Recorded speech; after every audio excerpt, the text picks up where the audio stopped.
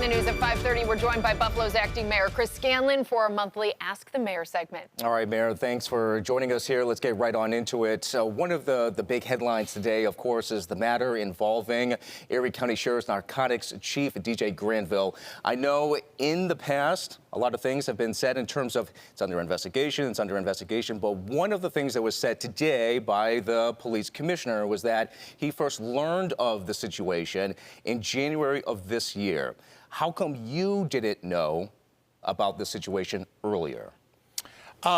So I'm not aware of the commissioner saying that today. We've had a kind of a crazy day, so I'll have to look into that. But, the commissioner, I think, knowing him the way I do, I would imagine knows the sensitivity of the situation. And I was assuming looking towards whatever sort of investigation might be going on, but it'd be very difficult for me to tell you what the commissioner was thinking at the time.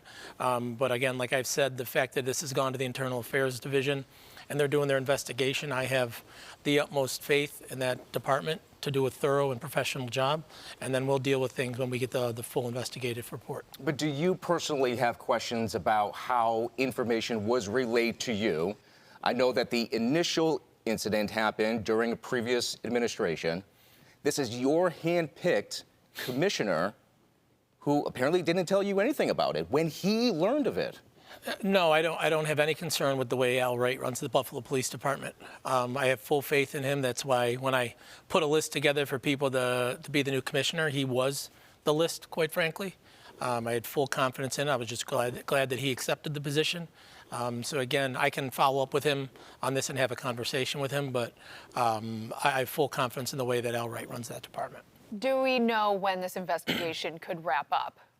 I don't. As I've said, an internal affairs investigation, I do not involve myself in, never will involve myself in, get in the middle of. So again, anything that's come out or information that's come out of it, I've found out the same way anyone else has through media reports. So we're just looking forward to see when this is wrapped up. Okay.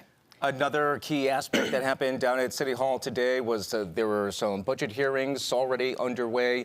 Yep. You need to have, for this budget to really work, you need to have the hotel bed tax. That needs to apparently be approved out of Albany, or at least you need to have approval in order to do it here. Can you talk about that? And then also the aspect of creating the Buffalo Parking Mobility Authority. You need to have that approved out of Albany as well. Yeah. What is the status on both of those things, and how does that complicate the numbers in the math here? Yeah, well, the fact that the New York State budget is not done yet, that obviously makes things a little more difficult here for us to finalize things. But I can tell you when I entered the office, there's a $73 million hole in next year's budget that we had to fill. We made $30 million worth of cuts throughout the different departments, raised some additional revenues. But the $30 million gap that we still have, we plan on filling next year between the hotel tax and that parking authority. The parking authority would be established, and they would purchase the 4 city-owned ramps, somewhere between $40 and $60 million. We budgeted 40. We wanted to be on the conservative end. We would also receive a recurring revenue from that operation, alleviate ourselves of the maintenance and capital costs associated with it. And then with the hotel bed tax, there's a 3% tax proposal on hotel rooms in the city of Buffalo that does not impact city of Buffalo taxpayers. These are people coming and visiting Buffalo, use our resources, use our infrastructure, and they would help us offset some of the costs. But what if those things don't get done? Does that affect the budget here? And are you coming up with contingency plans? Because you do have some council members concerned about this and whether cuts need to be made.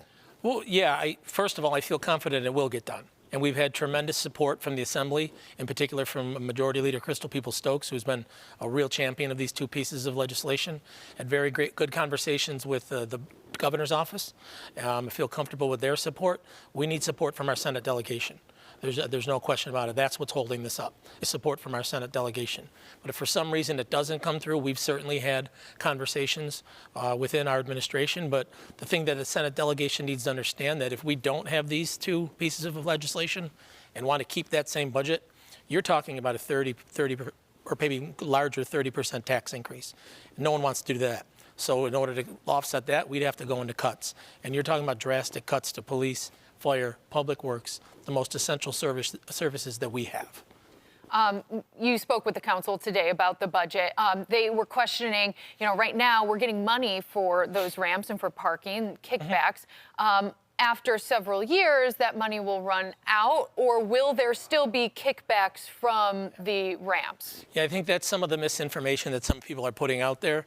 We do currently pull in around $4 million from that, Okay. but I can tell you a lot of that will be eliminated due to the fact that these ramps require a tremendous amount of investment, capital investment, things like that. That's going to be drastically reduced in the out years, but we will retain a revenue coming out of it. We've sat down with people from the Buffalo Civic Auto ramps and others to try and formulate a plan how we would, and we still think we'll see a couple $1 million coming out of there every year. Okay, got it. In terms of any contingency plans, in terms of cuts, what would those look like if they ever come to fruition? Yeah, and that, again, unless you go with an astronomical tax increase, which I don't want to do, you're talking about cuts to police, fire, public works, so that's collecting your garbage, paving your roads, right, plowing your streets. So that's something that we can't afford to have happen, eliminate those services and some of those people. We've been able to put a budget together that does not create a single layoff, does not increase the user fee, things of that nature. So again, that just shows you how important these pieces of legislation are. A lot of other municipalities across the state have both of these things taking place in their municipalities, in their counties. We have people in our Senate delegation that have voted for them dozens of times in other locations. So there's no reason we shouldn't have the tools either. When I went down to Albany a couple months ago to talk about what we need in Buffalo, I did not go down there and ask for money. I could have, I didn't. I went down and asked the governor, the state Senate, and the assembly for them to give us the tools we need to fix this budget ourselves, and we can as long as they give us these tools. Let's talk about the soccer stadium. That was a big announcement last week. This stadium will be built outside of the city, kind of near the Larkinville, outside of downtown, near Larkinville area.